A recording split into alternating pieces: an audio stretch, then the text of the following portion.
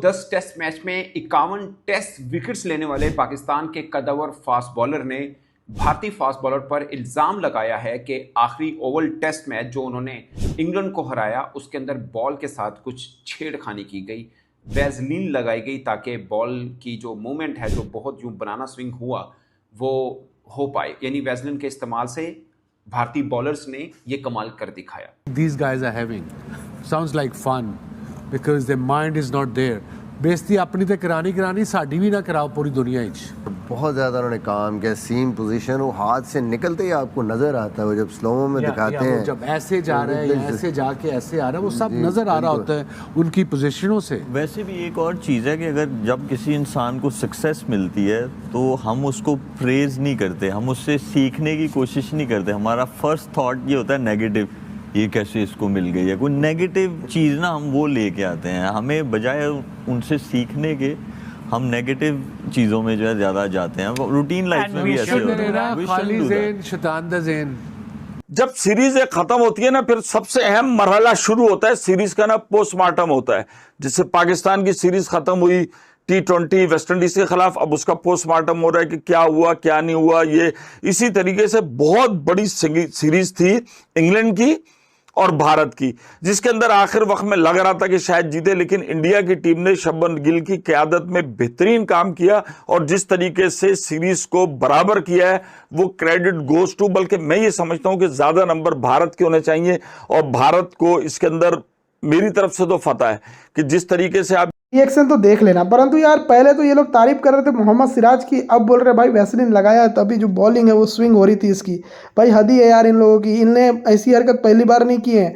अभी इसके पहले जब 2023 में इंडिया में वर्ल्ड कप था तब इनका जो मेन बल्लेबाज था ना पहले के टाइम का, इंजमाम उल हक, उसने बोला था भाई कि जो मोहम्मद सामी है उसने अपनी गेंद में चिप लगाया है। भाई हद ही हो जाती है यार इन लोगों के लॉजिक की और इन लोगों की बातों की। आप लोग क्या सोचते हो बताना, और बाकी रिएक्शन देखने में मज़ा आ रहा है कि नहीं आ रहा है कमेंट करके मेरे को बताना भाई लोग।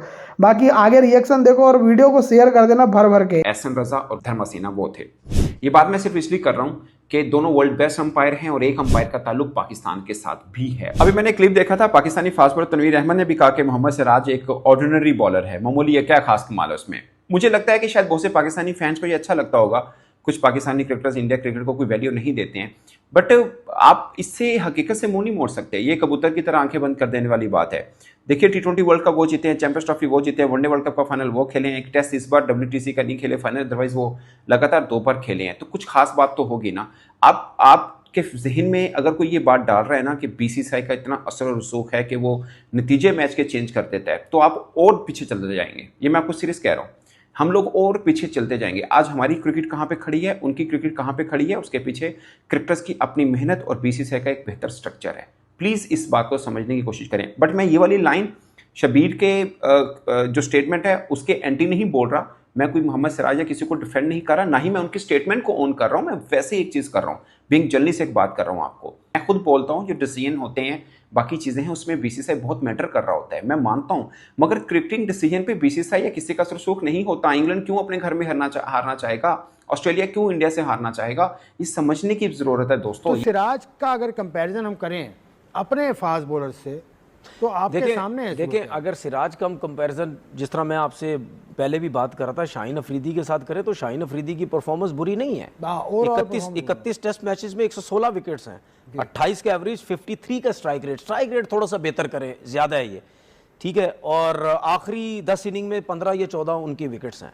सिराज की भी बात करें, सिराज का स्ट्राइक रेट भी एवरेजेस परफॉर्मेंसेस इतनी ही है। हाँ, सिराज ऐसा नहीं है, सिराज की हालांकि 41 मैचेस में 123 आउट है। शाहीन का इस ओवरऑल रिकॉर्ड सिराज से बेहतर है। अच्छा है, बेहतर है, अच्छा शाहीन का भी, नसीम का भी बिल्कुल अच्छा है।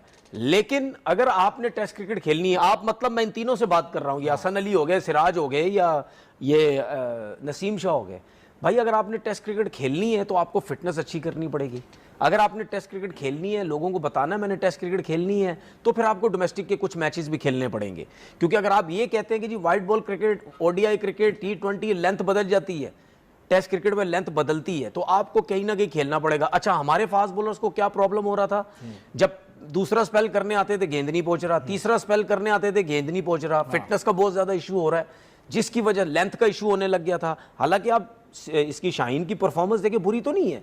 शाहीन को नहीं, सोचना शाहीन चाहिए की टेस्ट क्रिकेट performance- रेगुलर खेलें। रेगुलर हमारे पास लेफ्ट आर्म फास्ट बॉलर कोई नहीं है। रेगुलर खेले ठीक है, लेकिन आखिरी जो उनकी फॉर्म है इन तीनों बॉलर्स की हमारे, हम एक बात कर सके कि Shubman Gill versus Babar Azam as cricketer, overall cricketer, किस तरह से वो नर्चर हुआ, किस तरह से वो अंधेरों में गया, किस तरह से उससे डिलीवर नहीं हो रहा था शुभमन गिल से, लेकिन ऑल ऑफ द सडन वो वापस लाइमलाइट में आया, कप्तान बन गया। ये सब कुछ उसने 1 साल के ही अरसे में बर्दाश्त किया, ठीक है। फिर वो कप्तान बन गया, कप्तान बना, और उसके साथ साथ फिर उसने डिलीवर करना शुरू किया एज कैप्टन। उसने अपने आप को पहले टेस्ट के बाद अपनी बॉडी लैंग्वेज को बड़ा इंप्रूव किया। उसके बाद आप देखें तो जीत लाया on the other end Babar Azam से। मैं सीरियस नोट पर बात कर रहा हूँ, बजाने वाली हैसियत से बात नहीं कर रहा। बाबर आजम जिनको उनके कद से ज्यादा बड़ा बता दिया गया, वो प्लेयर अच्छे थे जब वो पुराने किसी कप्तान में, सरफराज का नाम नहीं ले रहा, कोई भी हो सकता है, वो पुराने कप्तानों के अंडर जब खेले, मुद्दा मेरा बाबर है, मुद्दा सरफराज नहीं है, तो वो पुराने कप्तान के अंदर खेले, डांट भी पड़ती थी, गेम अवेयरनेस थी कि कब एक्सीलरेट करना है, पर्सनल माइलस्टोन के लिए नहीं खेलना है। All of the sudden Pakistan cricket में पॉलिटिक्स घुसी। पॉलिटिक्स की वजह से बाबर आजम, क्योंकि एक ही ऐसा आदमी था जिसके ऊपर रखकर सरफराज को गिराया जा सकता था कि यार ये लगातार रन्स बनाता है, तो हर मैच में रन्स करता है, कंसिस्टेंट परफॉर्मर है, जिसने पाकिस्तान क्रिकेट का बुरा चाहा उसने बाबर आजम को पाकिस्तान का कप्तान बना दिया। वहां से बाबर आजम खुद भी फारिग होने लगे, ना उनका लर्निंग प्रोसेस जो था वो रुक गया, ठीक है, ना उनसे एग्जीक्यूशन उस तरह से हुई, ना वो गेम अवेयरनेस की तरफ रहे। फिर वो सिर्फ इस चक्कर में रहे कि मैं अपनी कप्तानी कैसे बचा लूं, मैं कौन से वो कहते हैं असरदार खिलाड़ी हैं, मतलब जिनका असर होता है कि वो बाहर नहीं होंगे, उनके साथ मैं कैसे ग्रुपिंग कर लूं, जिसमें रिजवान भी थे, फखर जमान भी थे, फिर शाहीन आफरीदी। हमें पता है वो बॉलर भी अच्छा है, पर हमें पता है कि उसके बैक वो जीते हैं, चैंपियंस ट्रॉफी वो जीते हैं, वनडे वर्ल्ड कप का फाइनल वो खेले हैं, एक टेस्ट इस बार WTC का नहीं खेले फाइनल, अदरवाइज वो लगातार 2 बार खेले हैं, तो कुछ खास बात तो होगी ना। आपके जहन